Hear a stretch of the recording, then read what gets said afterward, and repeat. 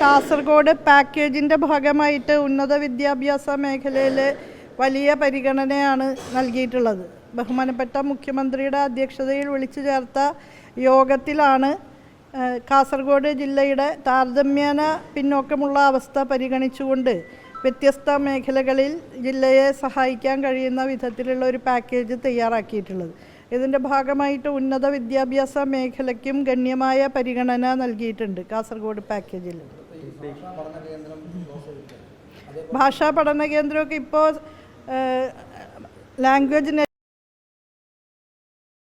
ഉന്നത വിദ്യാഭ്യാസ വകുപ്പിൻ്റെ ആഭിമുഖ്യത്തിൽ കൗൺസിൽ മുഖാന്തരം ആരംഭിച്ചിട്ടുണ്ട്. ആ സെൻറ്റർ ഓഫ് എക്സലൻസിൻ്റെ ഭാഗമായിട്ട് തീർച്ചയായിട്ടും കാസർഗോഡ് സെൻറ്റർ ഉണ്ടാവും. കാസർഗോഡ് സപ്തഭാഷാ സംഗമ ഭൂമിയാണ്. അപ്പം അങ്ങനെ ഒരു സ്ഥലത്ത് അത്തരം ഒരു ഉപകേന്ദ്രം ആ സെൻറ്റർ ഓഫ് എക്സലൻസിൻ്റെ തീർച്ചയായിട്ടും ഉണ്ടാവണം. അത് ഇപ്പോൾ പ്രഖ്യാപിക്കുകയാണ്.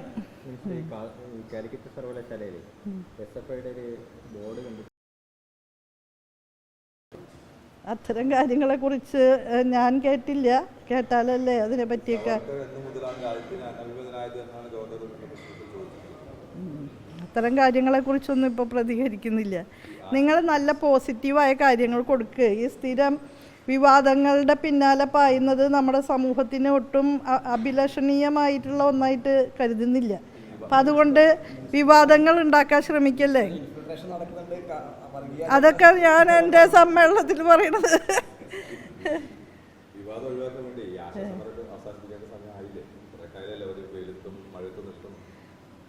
ആശാ വർക്കർമാരോട് ഏറ്റവും അനുഭാവപൂർണമായിട്ടുള്ള നിലപാട് സ്വീകരിച്ചിട്ടുള്ളത് ഇടതുപക്ഷ പ്രസ്ഥാനമാണ്.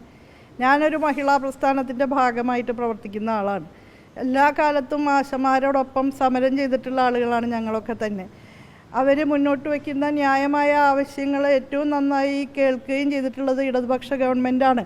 1000 രൂപ ഓണറേറിയം വാങ്ങിയിരുന്ന അവർക്ക് ഇന്ന് 7000 രൂപയാക്കി. നമ്മുടെ രാജ്യത്ത് ഏറ്റവും ഉയർന്ന ഓണറേറിയമുള്ള ആശമാരായിട്ട് അവർ നിലനിൽക്കുന്നത് കേരള സർക്കാരിൻ്റെ അനുഭാവപൂർണമായിട്ടുള്ള സമീപനത്തിൻ്റെ ഭാഗമായിട്ടാണ്.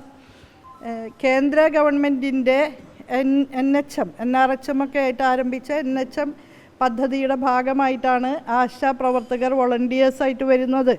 ആ കേന്ദ്ര പദ്ധതി അവരെ വോളണ്ടിയേഴ്സ് എന്ന നിലയിൽ, സന്നദ്ധ സേവകർ എന്ന നിലയിലാണ് വിഭാവനം ചെയ്തിട്ടുള്ളത്. അവർ ചെയ്യുന്ന ഓരോ സേവന പ്രവൃത്തിക്കും ഇൻസെൻറ്റീവ് എന്നൊക്കെയുള്ള രൂപത്തിലാണ് ഈ ആശമാരെ സംബന്ധിച്ചുള്ള സങ്കല്പനം കേന്ദ്ര ഗവൺമെൻറ് മുന്നോട്ട് വച്ചിട്ടുള്ളത്. കേരള ഗവൺമെൻറ് അതിൻ്റെ എല്ലാ സാമ്പത്തിക പരിമിതികൾക്കുള്ളിൽ നിന്നുകൊണ്ട് തന്നെ മികച്ച ഒരു സാഹചര്യം തന്നെയാണ് ആശമാർക്ക് വേണ്ടി ഉണ്ടാക്കാൻ ആഗ്രഹിച്ചിട്ടുള്ളത്. അതിൻ്റെ ഭാഗമായിട്ടാണ് ഇന്ന് രാജ്യത്തെ ഏറ്റവും ഉയർന്ന 7000 രൂപ എന്നുള്ള നിലയിലേക്ക് അവർക്ക് ഓണറേറിയം നൽകാൻ തീരുമാനമെടുത്തതും കൊടുത്തതും.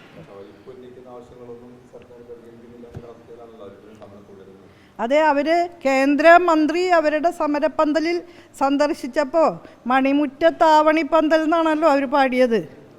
അവിടെ അവർക്ക് എന്താ ഈ അവകാശങ്ങളെക്കുറിച്ച് സംസാരിക്കാൻ പറ്റിയില്ലേ? കേന്ദ്ര ഗവൺമെൻറ്റിൻ്റെ പദ്ധതിയിൽ അണിനിരക്കുന്ന അവർക്ക് കേന്ദ്ര ഗവൺമെൻറ്റിനോട് പറയാനൊന്നുമില്ല. കേരള ഗവൺമെൻറ്റിൻ്റെ ഈ ഒരു അനുഭാവപൂർണമായ സമീപനമുണ്ട് എന്ന് മനസ്സിലാക്കിയിട്ടും അവർ സർക്കാരിനെതിരെ ഈ സമരം കൊണ്ടുപോവാണ്. അത് ആദ്യം തുടക്കത്തിൽ SUCIയുടെ നേതൃത്വത്തിലുള്ള ഏതാനും ആശാപ്രവർത്തകരാണ് സമരം നടത്തിയിരുന്നത്. ഇപ്പോൾ BJP ആണ്, BMS ആണ് സമര നോട്ടീസ് കൊടുത്തിരിക്കുന്നത്.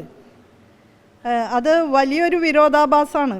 കാരണം BJP നേതൃത്വത്തിലുള്ള കേന്ദ്ര ഗവൺമെൻറ്റിൻ്റെ ആഭിമുഖ്യത്തിൽ നടപ്പാക്കുന്ന പദ്ധതികളിലേക്ക് വോളണ്ടിയേഴ്സായിട്ട് കടന്നു വന്നിട്ടുള്ള ആശമാർ കേന്ദ്ര ഗവൺമെൻറ്റിൻ്റെ മുൻപാകെ തങ്ങളുടെ അവകാശം സംബന്ധിച്ച ഒരു ഡിമാൻഡും ഉന്നയിക്കുന്നില്ല. BMSൻ്റെ നേതൃത്വത്തിൽ കേരള ഗവൺമെൻറ്റിന് നോട്ടീസ് നൽകിയിരിക്കുന്നു. BMS മാത്രമല്ല, നമ്മുടെ പ്രതിപക്ഷം അംഗങ്ങളൊക്കെ ഒന്നാകെ അവിടെ പോയിട്ട് പിന്തുണ പ്രഖ്യാപിച്ചു. മാത്രമല്ല, എല്ലാ ഇടതുവിരുദ്ധ ശക്തികളും കൂടി മറവിൽ മുന്നണി രൂപീകരിച്ചുകൊണ്ട് അവിടെ ആ പാവപ്പെട്ട സ്ത്രീകളെ ഉപയോഗിക്കുകയാണ് ചെയ്യുന്നത്.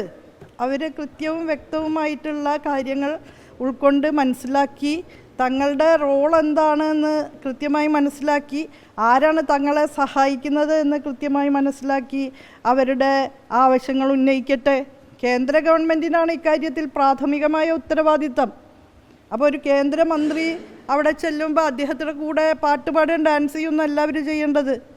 അവരുടെ ആവശ്യങ്ങൾ അദ്ദേഹത്തിനോട് പറയാനുള്ള നട്ടെല്ലാം അവർക്ക് ഉണ്ടാവണം.